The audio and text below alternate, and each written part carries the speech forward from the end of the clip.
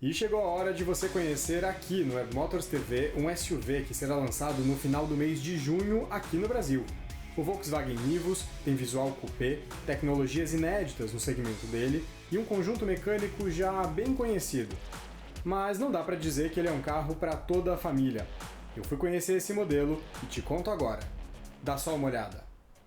O Volkswagen Nivus está chegando no mercado como o SUV coupé mais acessível. Ele fica posicionado entre o Polo e o T-Cross. Então no vídeo de hoje eu vou te contar quais são os itens que ele compartilha com outros carros da Volks e quais são os diferenciais dele no mercado.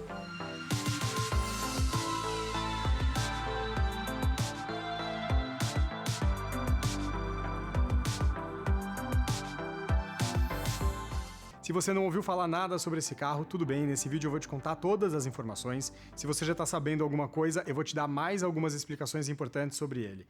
Aliás, você já deve ter ouvido falar que o Nivus estreia o novo logo da Volkswagen aqui no Brasil, mas você sabe o que tem escondido atrás desse logo? Tem bastante tecnologia nele que diferencia o Nivus em relação à concorrência.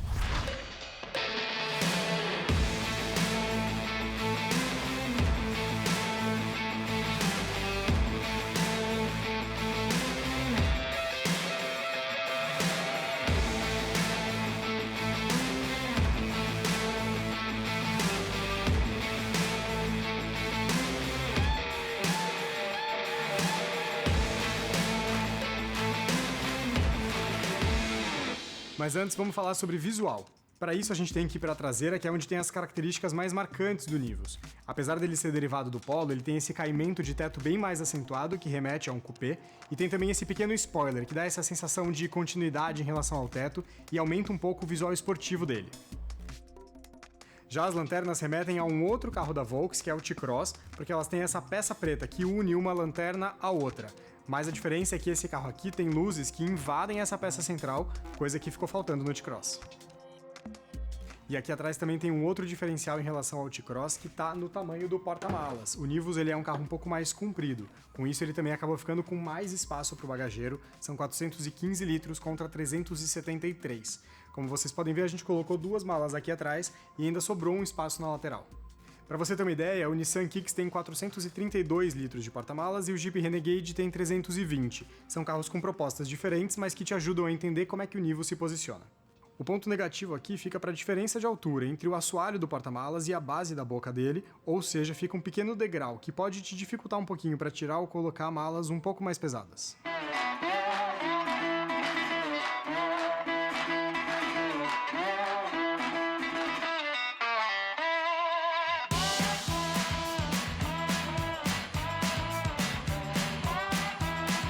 Mesmo com tanto espaço no porta-malas e sendo mais comprido do que o T-Cross, não dá para dizer que o Nivus é mais adequado para você viajar com a sua família, e eu explico, o problema está aqui na segunda fileira de bancos, isso por conta da distância entre eixos.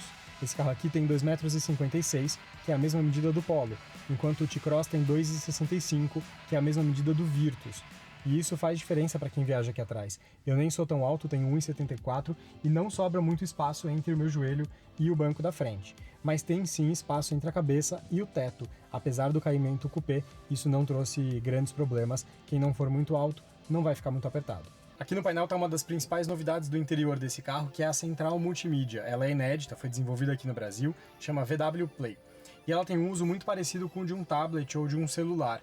Inclusive ela tem uma loja de aplicativos, que você pode baixar o aplicativo direto aqui no sistema, aplicativos como o Deezer ou o Waze para poder ouvir música ou usar o GPS.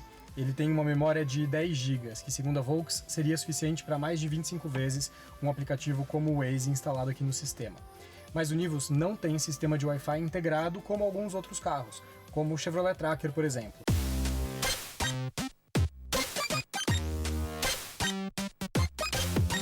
Uma outra característica dessa tela é que ela tem alguns botões sensíveis ao toque aqui nas laterais, então você pode alternar entre as funções, pode ir para a loja de aplicativos, ajustar o áudio por essa barra aqui embaixo ou então pelos botões do volante, ligar ou desligar os sensores em volta do carro e até abrir o porta-malas. Um ponto que sempre recebe muita crítica nos carros da Volks é o uso de muito plástico rígido. A montadora tem alguns argumentos para tentar justificar essa decisão, mas fato é que o Nivus também tem bastante plástico rígido. Na porta da frente, aqui, tanto do motorista quanto do passageiro, tem até um material um pouco mais macio ao toque, mas no geral tem bastante plástico rígido. A diferença é que, pelo menos nessa versão mais completa, tem detalhes em preto brilhante que dão um ar um pouco mais refinado para o carro. Essa versão aqui, Highline completona, também já está com o quadro de instrumento 100% digital, ou seja, são duas telas de 10 polegadas, uma da multimídia e uma aqui do quadro de instrumentos, que é emprestado também do Polo e do T-Cross. Já o volante, ele vem do Golf, ele tem ajuste de altura e de profundidade, tem também as aletas aqui para troca de marchas atrás do volante e os botões dos sistemas multifuncionais. Por aqui você pode controlar algumas funções de som, por exemplo, e por aqui algumas funções de condução do carro, que eu vou te explicar daqui a pouco. Aqui na dianteira a gente volta a falar sobre design e tecnologia. Na minha opinião, o Nivus tem um design bastante próprio, apesar de seguir aí a linguagem de outros carros da Volks. O destaque aqui na frente fica para os faróis, que são full LED, pelo menos nessa versão. Ou seja, faróis, luzes diurnas de rodagem, também o farol de neblina, são feitos de LED. Nas outras versões a gente ainda vai precisar esperar um pouquinho para confirmar.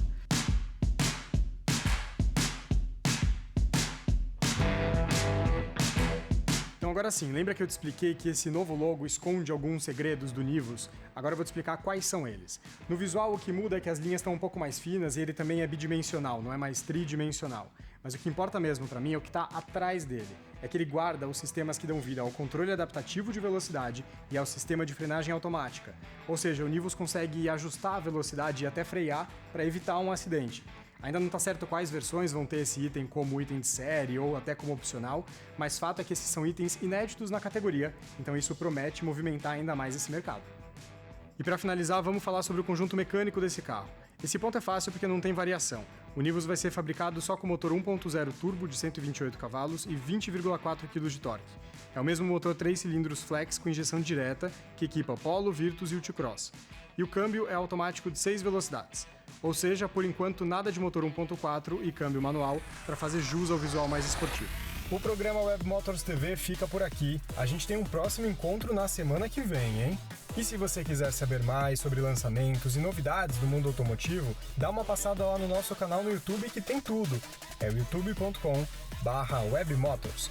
E também tem o nosso portal de notícias, wm1.com.br. Por enquanto é só. Até a semana que vem. Se cuide! Tchau. Get it started, it's a party, celebrate the flow. Man, I'm already involved, what you waiting for? It's a Mardi Gras mixed with doing cardio, twisted in an audio experience, here it is. Yo, Massacre Master, that's the title you can give me. Name is Genocide, when I slide in it's deep, don't sleep. Something to see, sight for sore eyes. Psycho styles, I go miles, I go guard, I go hard. You hardly flow, I already know. Get it started, it's a party, celebrate the flow. Man, I'm already involved, what you waiting for? It's a Mardi Gras mixed with doing cardio, twisted in an audio experience, here it is.